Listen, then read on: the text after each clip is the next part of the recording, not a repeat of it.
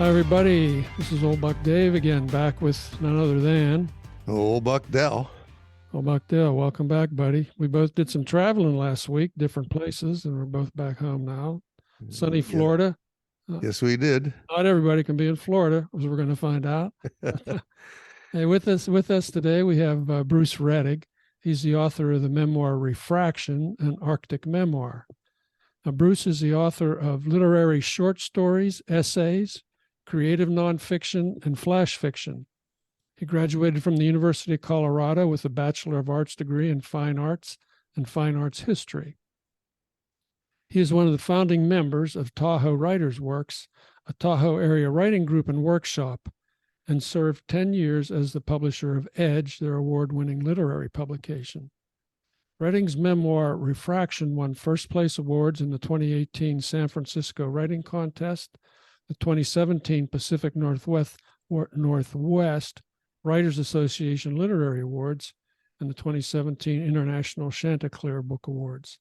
The piece is based on his years working as a merchant marine in Prudhoe Bay, Alaska. He has completed 2 novels, and his second, Midnight Stone, was a 2014 Chanticleer Book Review Awards finalist.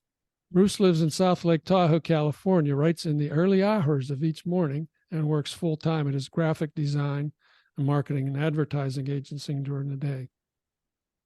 Bruce is the second member of the Tahoe Writers Works to spend a little time with the Bucks.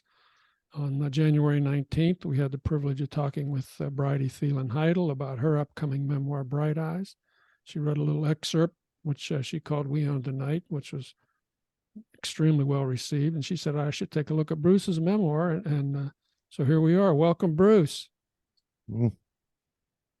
Thanks, Dave and Dell. Happy to be here. Thanks. Thank you for joining us today. Hey, listen, before we dive in, let me ask you a kind of an innocuous question. How's the weather in Tahoe? Yeah, it's been a pretty epic winter, that's for sure. I don't think we've had this large of a winter since I've been here, and I've been up here for about 32 years now, I believe. And yeah, I've cleared out the driveway for way too many times to count. Wow, you guys are just getting pounded. That's incredible.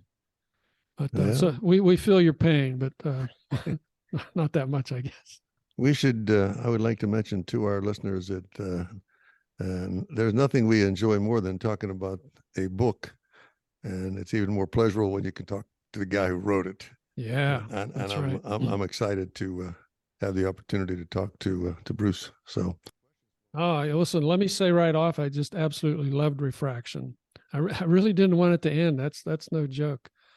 I could relate to just so much of it, even though my kind of similar entry into adulthood was 20 years earlier than you. So anyway, this story took place in the 80s, this memoir. But let's go back a little further in time. You said your father instilled a strong work ethic in you, Bruce. Tell us a little bit about both sides of your family. Where'd they come from and how they ended up settling where they did? Yeah, we have a strong San Francisco Bay Area roots on my mom's side of the family. My grandfather, Oscar Peterson, actually traveled here from Sweden to Ellis Island and ended up migrating into Oakland down in the Bay Area. Mm-hmm. And it was just a few months after the 1906 earthquake, actually. And Wow. yeah, he worked as a mill hand, so he did a lot of woodworking, and it's pretty interesting. I remember when he would play poker at the table, he had 2 fingers missing on one hand and 3 fingers missing on the other. And I said, Grandpa, how'd that happen? Oh, I worked in a mill. So, Yeah. So it was really interesting for me as a kid watching him shuffle the cards. It just blew me away. He could still do it though, right? Yeah, exactly. That's great. But he was very good with his hands. He was a woodworker.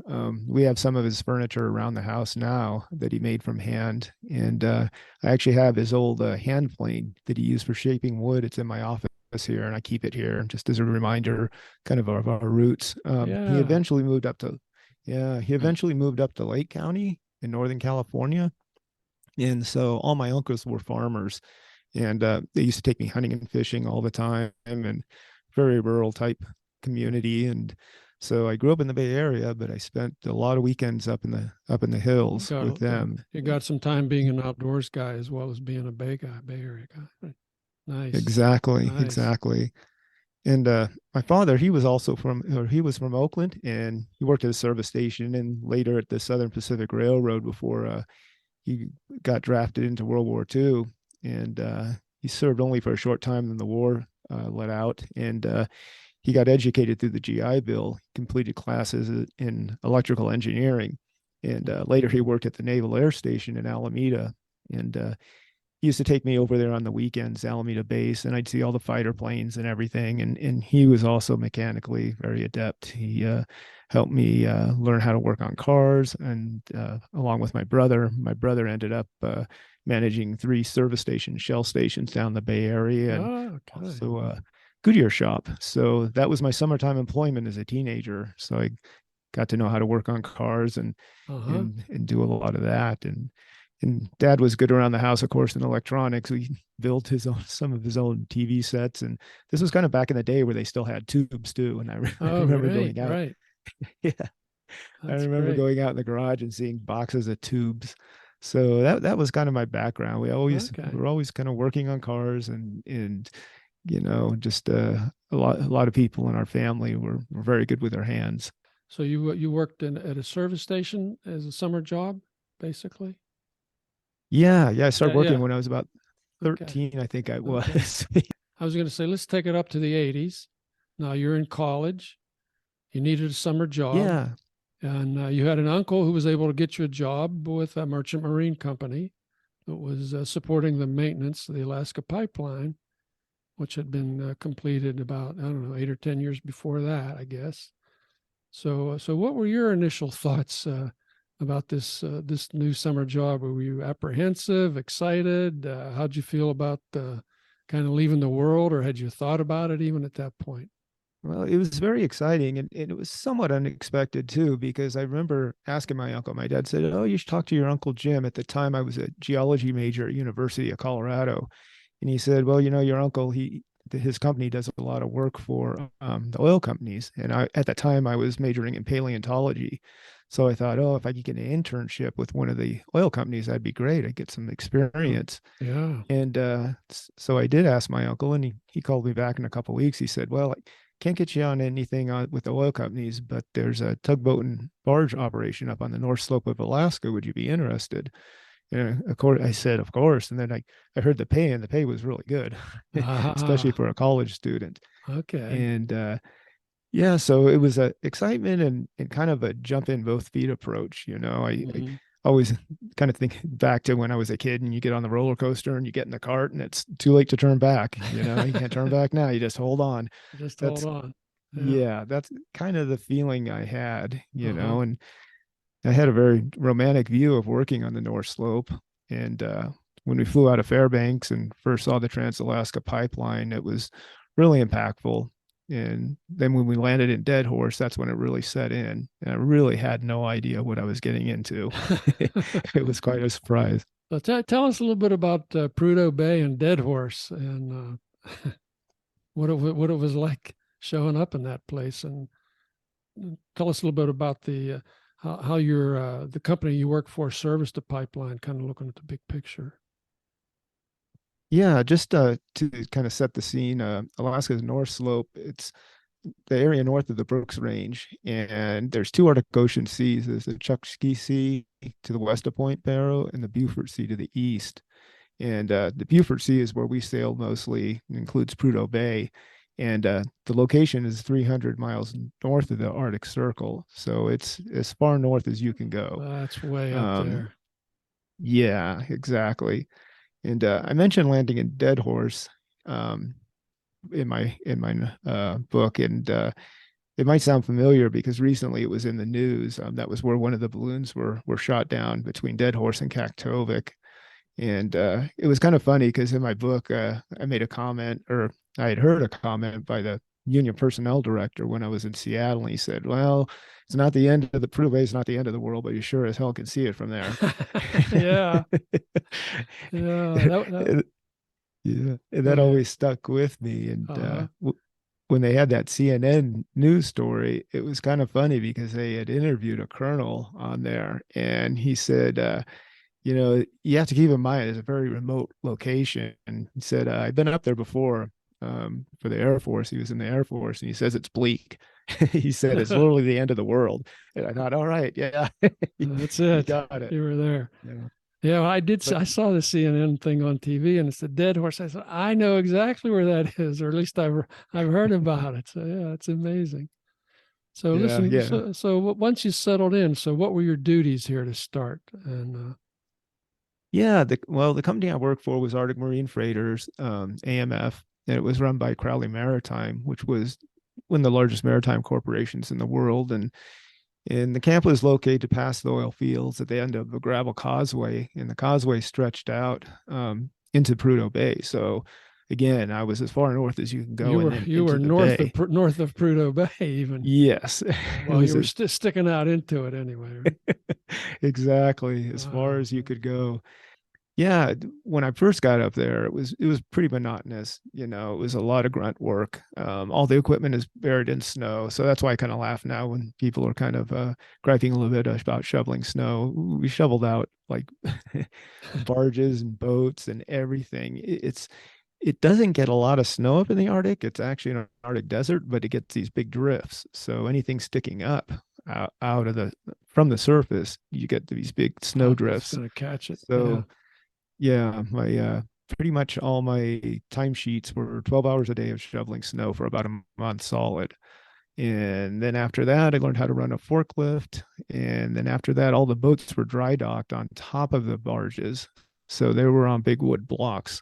So we would have to prep the boats before they were serviceable. And that meant grinding the hulls, chipping all the paint on the whole boat, and prepping it, priming it, and painting them, getting them all completely ready to hit the water.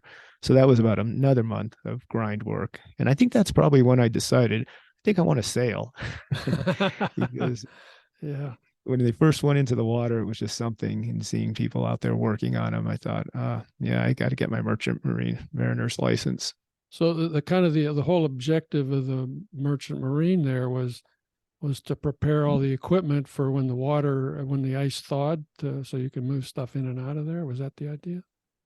Yeah, it's the big operation was called Sea Lift, and that's when barges would come up from Houston, sometimes a couple from San Francisco, mostly from Seattle, and there'd be about 25 to 30 barges filled with what you call modules, and the drill modules. It's equipment for the oil fields, and they would usually back up around Point Barrow.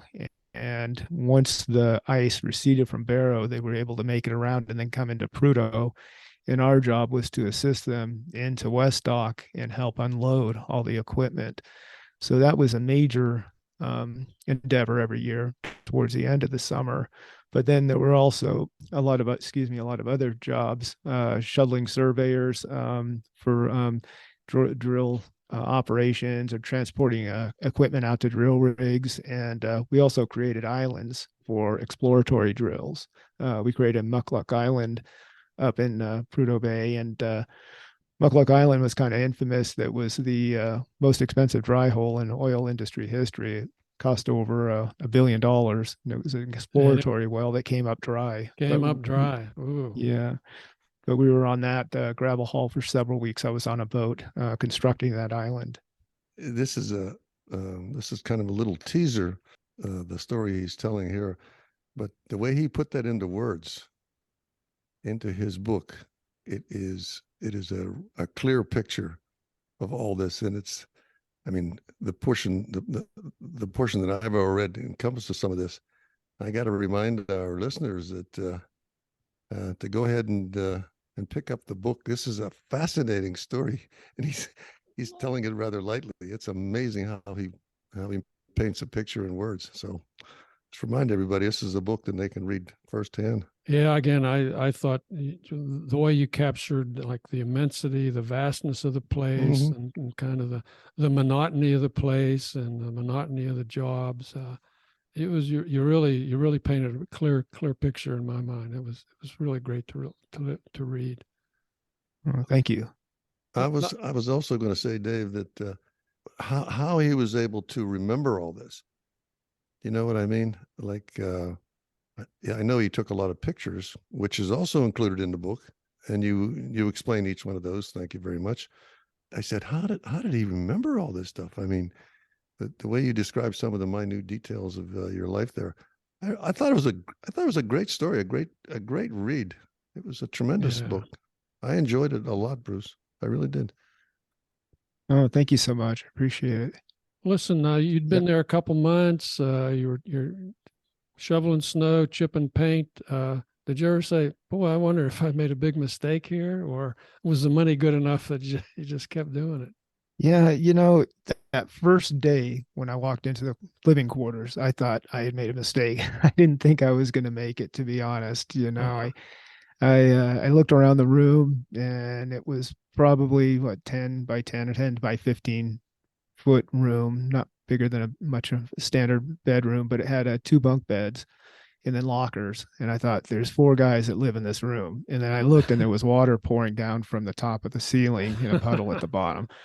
And I was like, I don't know about this. Not exactly the Ritz. No, Man. no. And it's basically they're almost like trailer units on top of each other. Yeah, it was tough, but then once I met my roommates, they were really good guys, and Guys all ended up being pretty compatible.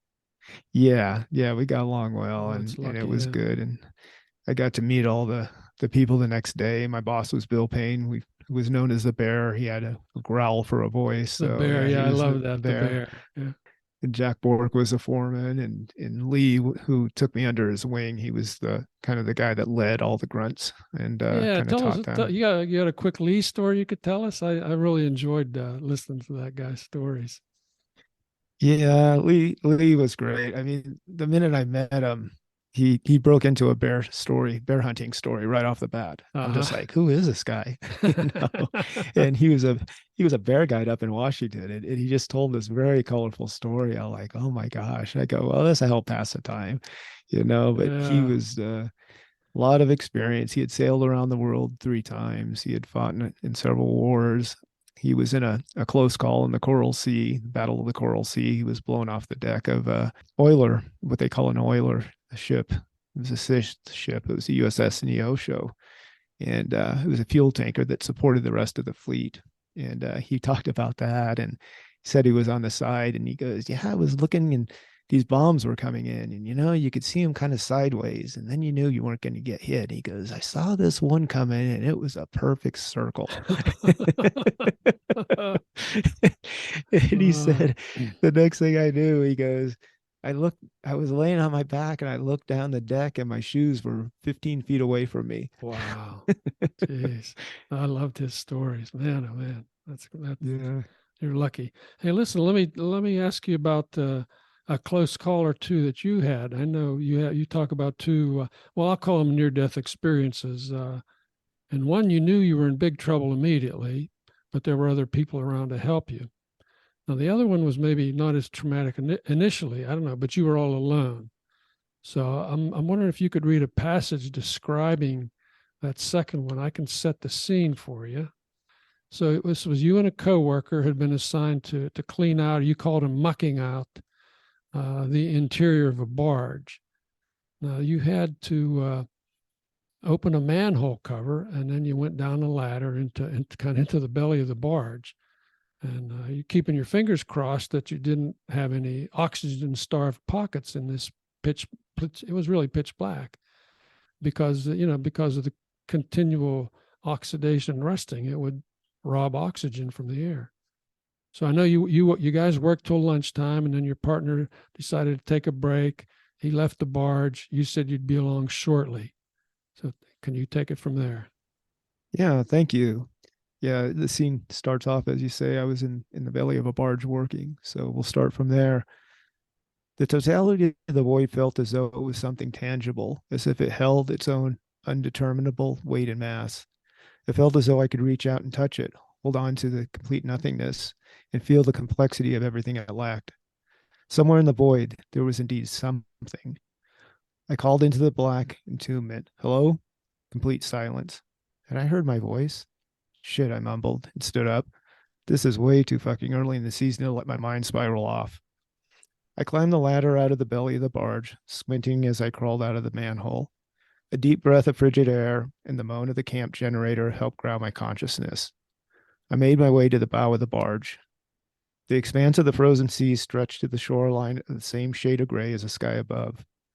I thought of putting together a warm lunch in the galley as I leapt toward the snowdrift with a pack trail to the point of Licktock. My foot fell short of the lip. I attempted to reach out with both hands, too late. I was already hurtling into the chasm between the ice and barge. My downward progress stopped abruptly at the bottom, where the ice and steel hull of the barges met. The snowdrift, having formed against the bow but now separated by several feet, arced downward like the bottom of a large bowl, mirroring the curvature of the bow. I reached down and felt my legs, ankles, and feet. No need to panic, nothing broken. I assessed the situation, stuck between a layer of ice compressed against an island on one side and wedged against a 200-foot-long barge on the other. The bottom of the crevice was only about a half-foot wide where my boots were bent, toes up. The barge could pop free of the ice at any moment, shift, and crush me in a split second. They say your life flashes before your eyes near the moment of death, but I'm not sure that is completely true. I didn't think of how I wouldn't see any of my friends and loved ones again. Childhood memories didn't pass by like film highlights. I'll bet that given time to think it over, the same thing went through the minds of most people faced with the possibility of their demise, as was going through mine at that moment. I needed to get the hell out of here as fast as possible. No time for life reruns. My boots slid against the ice with each step I attempted. Zero traction. I could feel the cold steel against my back. My breath quickened and puffs of steam spiraled from my mouth and nose. My heart pounded against the can of chewing tobacco in my top coverall pocket. I yelled out a few times, but knew Steve was back in our room getting higher and had already made his way to the Licktock for lunch. My voice sounded frantic and flat in the confines of the compacted space, like a babbling car sales commercial on a mono radio. Fuck. Trying to turn my body, it wedged in tighter. The dangerous situation was quickly getting worse. I had never experienced claustrophobia, but I also had never found myself pinned between a barge and a wall of ice either. I jerked my shoulders back and forth and could finally spin my body around. Deep breath. My back was now to the ice and boots against the bow. My biggest fear was slipping farther down into the narrowing gap between the ice and barge and becoming permanently stuck. I did not want to be found that way.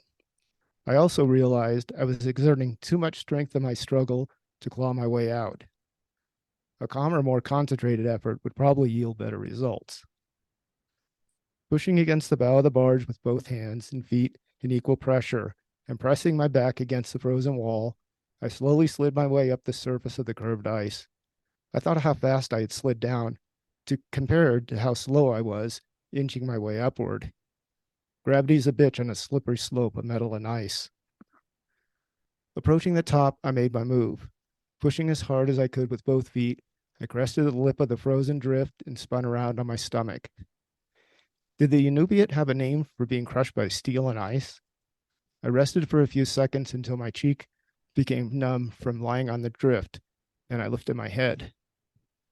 The lagoon stretched to the gravel shoreline about 100 yards away. In a few weeks, the glistening sheets of ice would be nothing more than fractured chunks drifting aimlessly along the spiraling Beaufort Gyre of the Arctic Ocean, each one dependent on ever-shifting winds and tides. That's really, that's scary. He described the whole thing so well. The other one, of course, you went through the ice, but you had people there. And to me, this was scarier. I don't know how you felt, but this was like, uh-oh, man, I'm all alone here. I thought both were pretty scary, Dave. Yeah. Frankly. I thought both situations. Oh, yeah, absolutely. Both of them. Yeah. Yeah. Either one, it could have been the wrap up anyhow. Yeah. When I used to tell my kids those stories, I would kind of laugh about it and they would go, Dad, it's not funny. We might not have been here. Yeah. That's right. That's right. So looking at the whole experience here, did it make you a different person today? Would you, if you hadn't done that, would you be the same person you are today? Did it change you? Did it refocus you? Yeah, definitely. And my wife will mention that sometimes too. After she read the book, she goes, "Oh, now I understand some of the things you do." Yeah. And I think I gained a stronger worldview too. You know, I was really interested in traveling at the time, and one of the coworkers up there was from Yugoslavia, and he kind of told me of his story of growing up over there and in some of the challenges they had. He went on to work for a large Russian oil company called Rosneft. Kind of followed him, but yeah, just seeing the worldview and the power of big money and industry was really eye opening. And of course, working the long hours, it built a strong work ethic, 12 hours a day, 7 days a week, at least. You know, during sea lift, I went 3 days one time without a break. We just break, you know, short nap within in wherever I could find a place to sleep. You know, sometimes a forklift or whatever, but pretty much worked 3 days straight. And of course, I learned a lot about shoveling snow. That too, huh? Well, I noticed I really enjoyed the fact that you kind of weaved some history and ecology through the story. You gave us some history of the area, and I also got the feeling that you were kind of torn between a sense of environmentalism on the one hand and pragmatism on the other hand. That hey, I need a job, we need energy.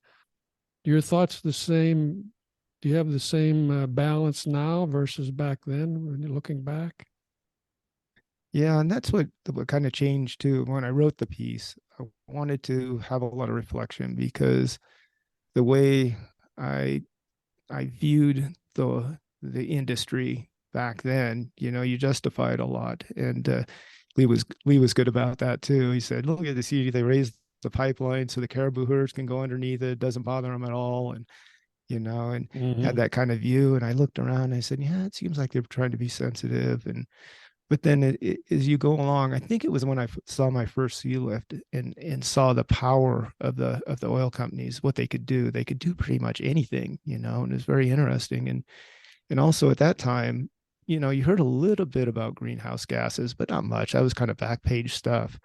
You know, now with global warming, I mean, we just know so much more. I'm also a writer. I do a lot of writing for Native American tribes.